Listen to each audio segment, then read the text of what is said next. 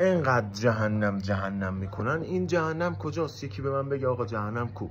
الان بهت میگم. ببین ما 7 قلمرو جهنمی داریم، بهش میگن باردو. باردو میشه احساس یه فاصله بین شما و احساسات شما، بهش میگن باردو، که معنی باردو میشه جزیره خشک میان دریاچه. یه جزیره خشک میان یه دریاچه است.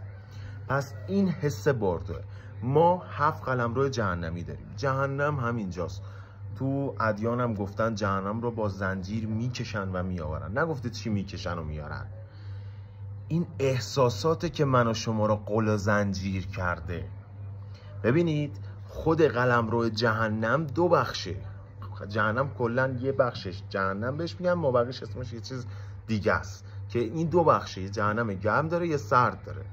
بعد میشه قلمرو حیوانات، قلمرو افراد ناشاد، قلمرو آدم‌ها، قلمرو خداوندگار و قلمرو خداوندگان اسورا.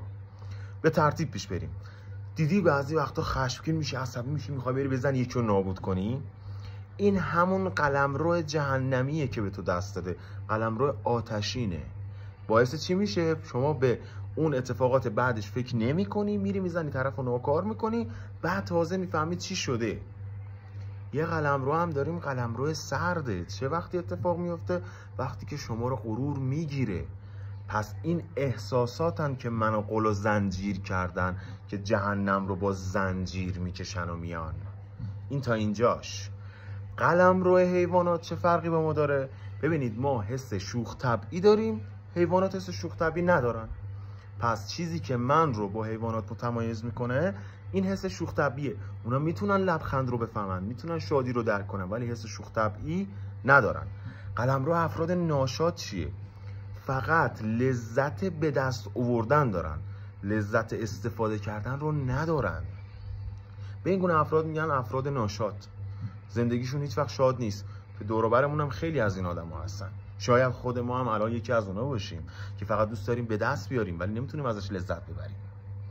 قلمرو آدم ها همه این توصیفات رو درونش داره. قلمرو خداوندگار اسورا و خود خداوندگارم توی کلیپ های بعدی بهت میگم. توضیحی چیزی داشتی اضافه من کم گذاشتم بگو. سوالی چیزی هم داشتی حتما بپرس.